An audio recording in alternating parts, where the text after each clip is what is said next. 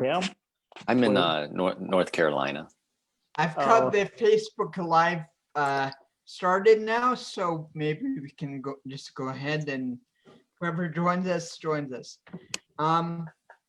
So thanks for joining us, Tim. We're certainly been a long time waiting for you to get here, and yeah, I know you have a lot of good information to share with us. Maybe we can start with a brief introduction, who you are and what you do. Sure. My name's Tim Anderson. I own a business called Original Strength Systems, and also co-owner of the Original Strength Institute. And sometimes I write books, but basically what I do is I just try to help people remember how they were designed to move. And that's about it in a nutshell. But anything you want me to say, just ask me a question and I'll fill in the blanks. Do you do any speaking or anything like that, or is it just the books? I have done speaking for different types of venues and stuff, usually fitness and health related. Since the coronavirus season hit, I've done very little speaking other than online workshops and certifications. Right. Okay. So actually, I was doing a bit of a looking around on the website last week, and I didn't quite realize how big the Original Strength System was. I guess you've been doing it for a long time and you've sort of franchised it out, or you've taught other trainers the system. So maybe you can tell people where they can find people trained in this system. So yeah, Original Strength it's the movement system, and basically it's just what it is the idea behind it is that we're designed to be strong throughout our lives, and that we all have a movement program inside of our bodies that keeps us tied together well and keeps us healthy. And if you want to learn more about Original Strength and how the system works, or just really how your body works, you can go to originalstrength.net. And there, if you're looking for somebody that knows, for a trainer or a therapist that knows how to use Original Strength, you can punch in where you live, and it'll bring up people close to your area that maybe there's a trainer in your neighborhood that can help you with the Original Strength movements if you wanted help. Otherwise, you could just buy the books, go to Amazon, or go to YouTube and look at the videos. Those can be pretty helpful as well. Yeah, that's where I found you. I've watched a lot of your videos. I've only managed to watch one of your podcast episodes. It was a very good one though, with John Brookfield. Oh yeah. Yeah, I think I ordered his book on Amazon the other day. Oh wow. Yeah. John's an amazing person for sure. Yeah. And have you done any work with people with ataxia or other neurological conditions? I have not worked personally with anyone with ataxia. I have worked with Parkinson's and I believe MS, but those are the only two that I've personally worked with. I have other friends that have worked with multiple other issues like ALS, MS, Parkinson's. I don't know if I know anyone that has worked with ataxia though. Now, I certainly understand the importance of all the stuff you do, and try to do it the best I can. But there are a lot of people in our community with varying levels of physical challenges, right? And sometimes they might see like a Tim Anderson or whoever, right, doing a certain movement and say, well, I can't do that, and they lose hope or they give up or whatever. Where would you suggest they start, or what would you suggest that the approach with them would be? So in Original Strength, we believe that wherever anybody is, they're in a good spot. And we are all wonderfully made. So what that means though is that however you move is good. And that's where you start. So we don't try to compare people or movement to other people's movements or anything like that, because that's unfair, because that person may move really great, but his body allows him to. But this person over here may not move as great, but they're moving exactly as their body allows them to. So at that moment, it's perfect. So what we do is we encourage people to move how they can move. Wherever that is great. And from there, we just try to start moving in a way that gives the brain more information so that the brain may decide whether or not it likes that information. Does it feel safe? And will it allow the body to move better? So we encourage everybody that no matter what it looks like, it's okay. We even tell people in our certifications that it's okay to look like an accident, because when a child first learns to move, it's by accident. They discover movements, and through that joy of discovery, they continue to move, and the more they move, the better the movement gets. And so adults are the same way. Wherever we start, it's okay if we look like an accident, but if we keep engaging in it, and if we keep showing up, it gets better and better and better. Whether it's better by increments or better by miles, better is still better. And even increments add up to become miles eventually. Right. What is body resetting? Oh, good question. So have you ever had your cell phone mess up or your computer mess up and you have to reboot it and then it works wonderfully again? Right.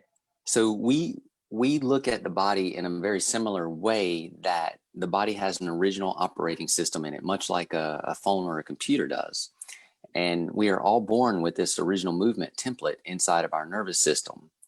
And those movements are breathing with your diaphragm, moving your head, rolling on the floor, rocking back and forth, and crawling, or your gait pattern.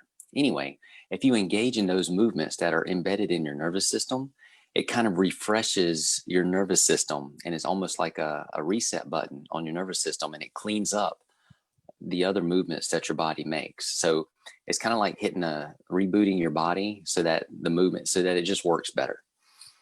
Right.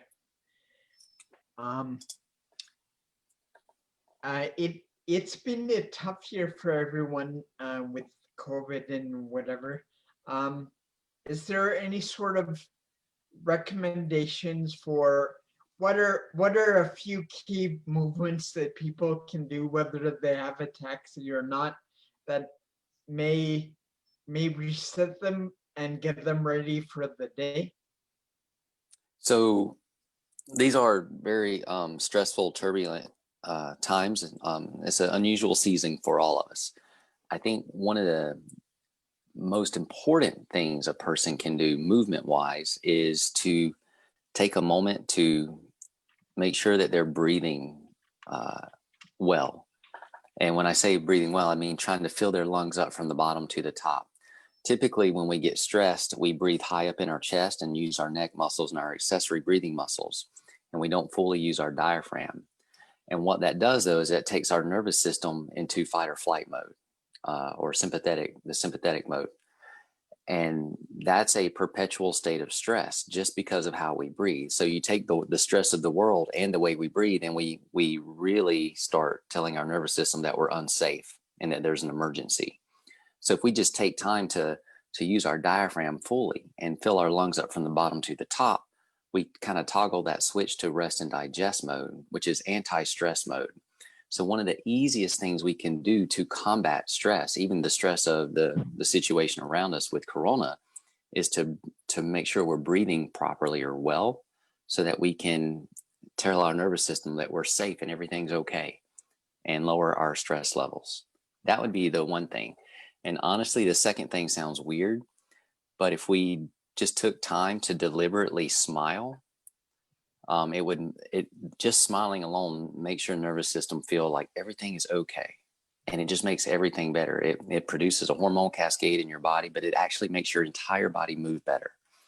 And we all have something that we can smile about. So if we took a time to breathe and then reflect on what we might be thankful for, and then just smile, I think everybody would move better, but everybody would also feel better emotionally and mentally as well. You just reminded me of something. I went to the hospital the other day, and I have these post-it notes that I keep in my pocket, but I totally forgot to. I like to give them out like a ninja, right? I slide them into books or whatever, and they just simply have a smiley face and say "you're awesome" or something like that, right? That is beautiful. Yeah, but I forgot to give them out. So It's the intent though, Mark. If just the fact that you're walking around with those in your pocket to give to people, that's going to make people feel better, even if they don't know why they feel better when you're around. It's the intent behind it. So you post videos on YouTube and have the podcast, which is like a video podcast. How did you get started with those things? Oh man. So when I started learning how the body was designed to move and how wonderful it was to start engaging in those movements and how good you start feeling, I just wanted to share it with people. And I just every week I just started I would create a video and put it on YouTube. And so now for about 5 years, on every Wednesday, a video comes out. So I've got 5 years worth of 52, 5 times 52 at least, worth of videos that come out every Wednesday. And it's just things that I have discovered from playing around and rolling around on the floor, things like that. And if they feel good, I just share them with other people so that they can try them out and experience them as well. I think that's one thing that you sort of touched on before, that like as we grow older, we tend to lose this sense of creativity and play and experimentation. And then we think, oh, well, I can't try that because that's wrong. You haven't even tried, you haven't done anything yet, right? And we sort of tend to talk our way out of things before we've even done them. Yeah. And a lot of people, so on YouTube, I'll get a lot of comments. Is it okay if I do this? Or shouldn't I do it this way? And really, everything's okay. As long as you're not moving into pain and hurting yourself, but you're taking the time to explore where your body will move, you're doing wonderful things. So a lot of us want to have rules, though, to movement. Like we all like rules. Well, no, squat this way. Don't let your knees go past your toes. But why does my body allow my knees to go past my toes if I'm not made to do that? So we have these rules, but are they the truth? Or are they just rules? I'm so glad you brought up that knees past toes thing, because that's always bothered me. Everyone, there's always these sort of armchair sort of critics that you see on the internet that are saying, oh, well, I know X, Y, Z, and you shouldn't do that because I've read it in these books or whatever, right? But like training in karate or any type of martial arts, that's all we do, right? And no one says anything about angles. Okay, is it okay to put your knee past your toe at this angle, or maybe it's not so good at this angle? What if you tilt the angle of your foot or whatever, right? That exactly. But here's the other thing. If the body can easily and efficiently move in certain positions and it wants to, are those positions bad for the body? Or is it designed to move that way? So it's just this, rules can be nice, but they're not blanket and they don't apply to everything across the board. Yeah. Well, if everyone with Ataxia knows that when you have Ataxia, your rules go out the window. Right. Because sometimes we just have to move how we can move and do what we can do and go from there. Right. Can I say something, Mark? Sure, go ahead. They say rules are meant to be broken. Yeah. Right. There you go. Yes. Thanks, Mark. now we mentioned before that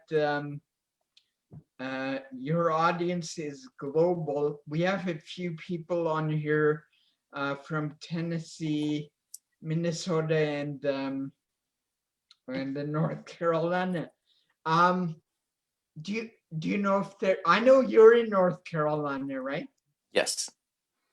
Whereabouts that, and that's your main location? Yes, sir.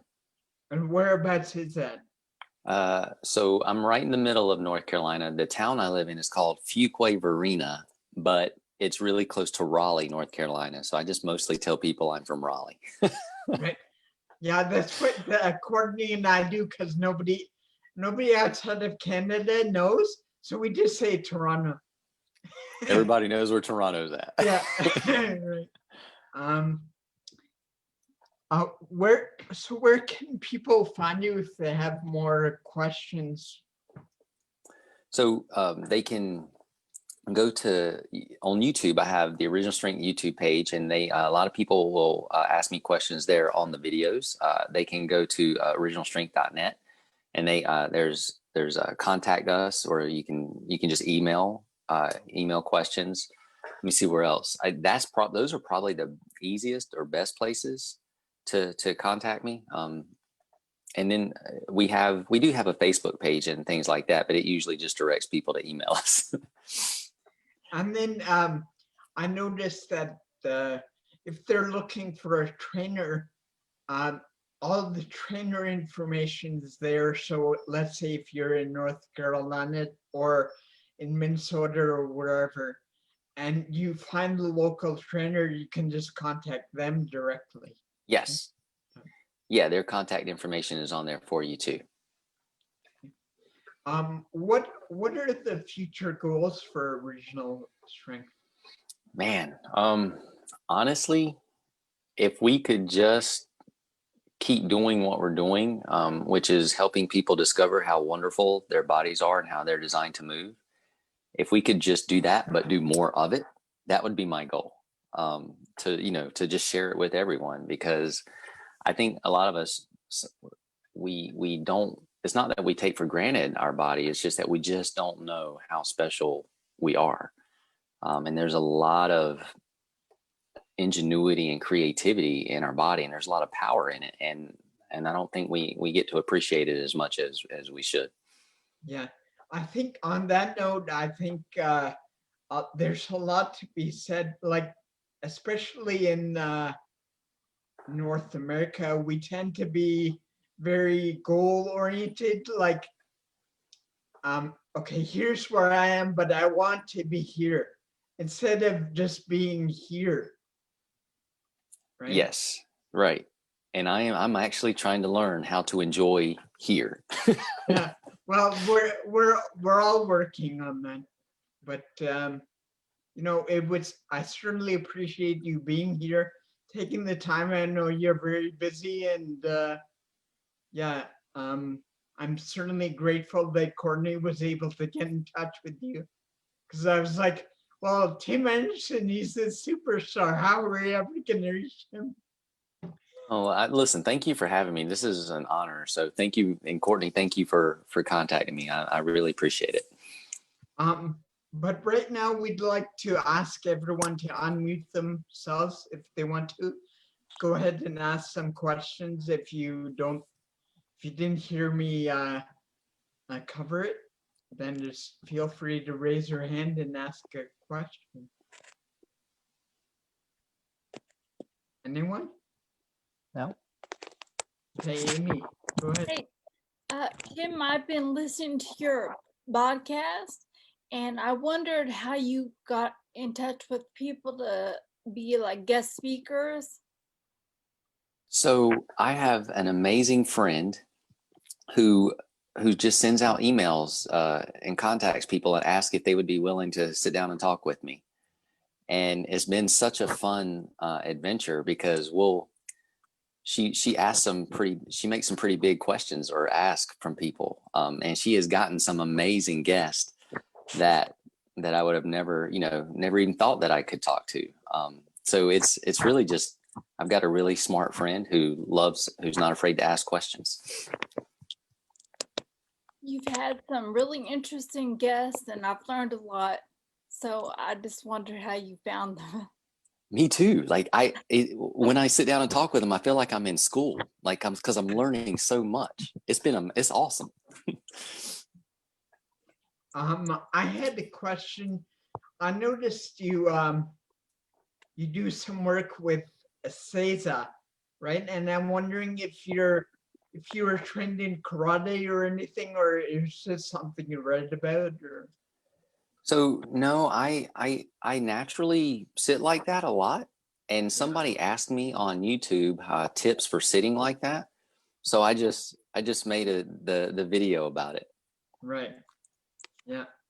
It is a very, I mean, if you're only doing it for 1 minute or 2 minutes, it may be okay. But if you can get there for like 10 minutes, 30 minutes, it uses your whole body. It does. It does. You're just sitting, but you're not just sitting. Yeah, right. There's a reason the Japanese live so long. It's because they know all this stuff. And they exercise good control. Yeah, sure. Hi, Alan. Good evening. Was there anyone else that had any questions for Tim? Nope. Joe? No? Okay. Well, I guess I know you're busy, so I guess we'll let you go and carry on with your day. And everyone else, you can stick around. We'll have our regular meeting. But thanks for your time, Tim. Thank Thank you, you, Mark. Tom. Thank you, Courtney. Thank you, Tim. Joel. Thank you, Amy. Yep. Thanks, You guys. did a great job. Thanks, buddy. Bye. Yep. Bye. Bye. So Hi. what did everyone think of I that? think you're live still. Oh Yeah. yeah, better. Thanks for reminding me.